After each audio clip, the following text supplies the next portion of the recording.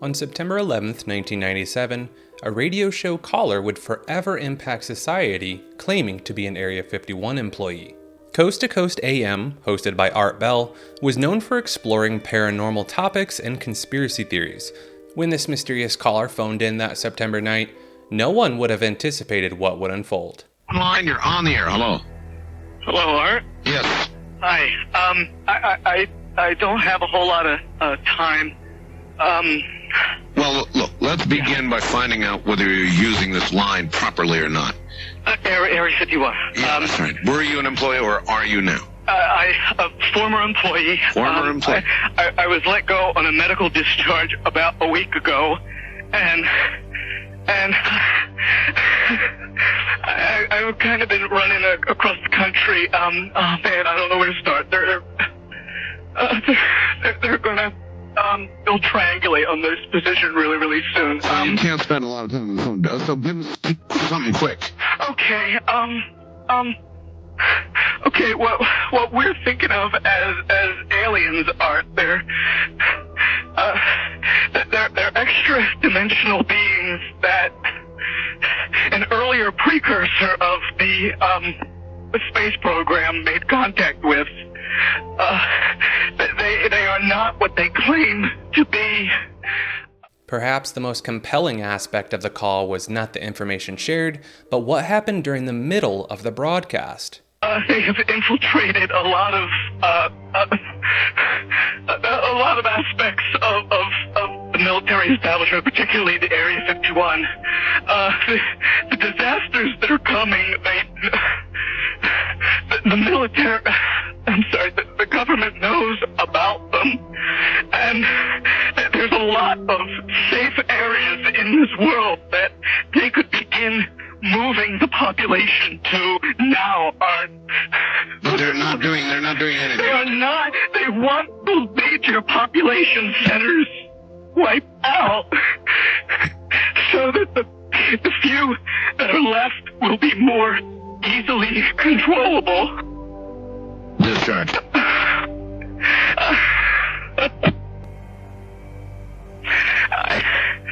I started getting...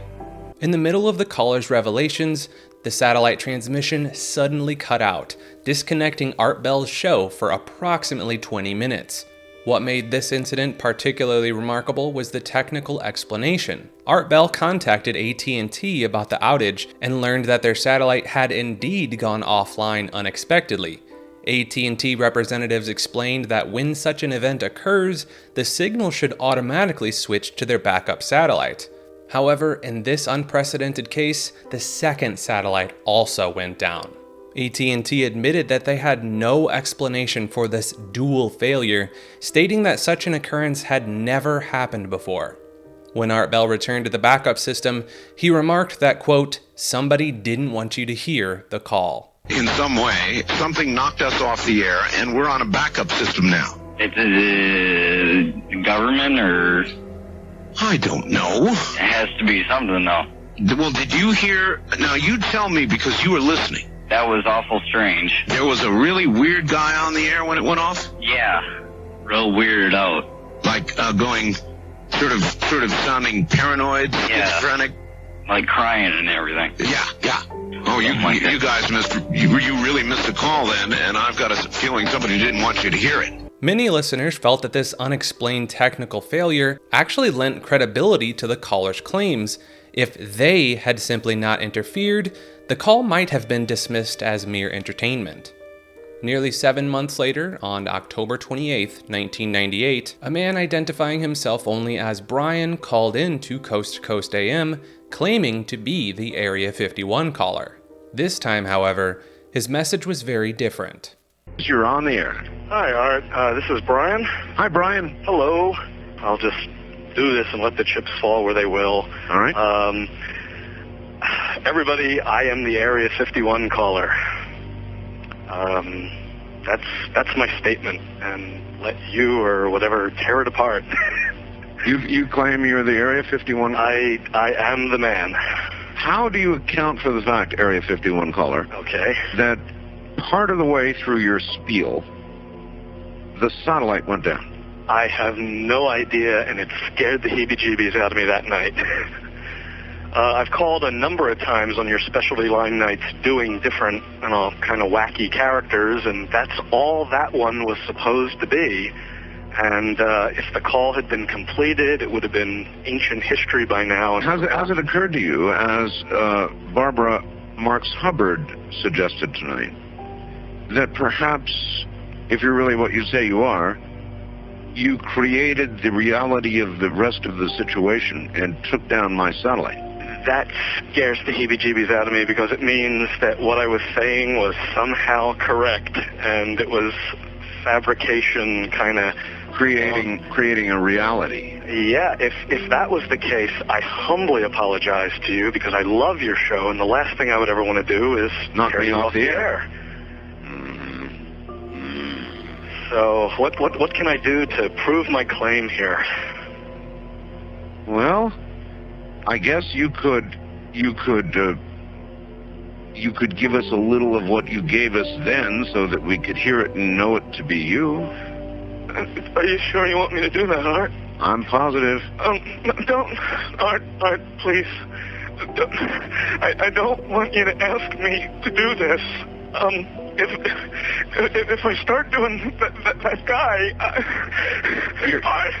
You're right about that. Now, let's just take that little sample that you just gave us, so that we don't alter some sort of hard little reality here at the end of the program, and we'll let the callers be the judge. Okay. All right? I thank you for this opportunity. This has just been driving me bananas for months, and I didn't know what you wanted me to do. I knew it was very difficult for me to prove to you. But I just thank you for your patience in dealing with me up to this time. The Area 51 calls have become legendary in radio history, inspiring musicians and other artists, and continuing to spark debate among conspiracy theorists. Some believe the second caller was the same person, simply recanting his story, while others believe that there was something more sinister at play. On September 9th, 2014, a man known as Glass appeared on the radio show Fade to Black, where he claimed to be the original Area 51 caller from 17 years earlier. He detailed his supposed inspiration for the call, though he provided no proof that he was indeed the original caller, nor could he explain the mysterious loss of satellite transmission during the infamous broadcast. I'm the anonymous Area 51 caller. I received no money from Tool, who used my call on the air. In no way has my being the Area 51 caller aided my career in 17 years until tonight.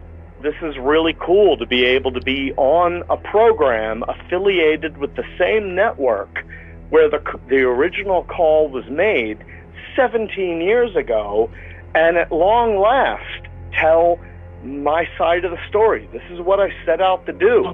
Whether hoax or truth, the Area 51 caller remains one of the most mysterious and memorable moments on radio show history. But with all this said, what's your take on the mysterious Area 51 caller?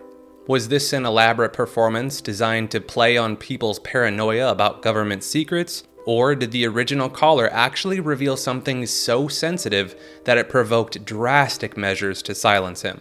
Share your thoughts in the comments below. We'd love to hear your take. Thank you so much for watching. Cheers.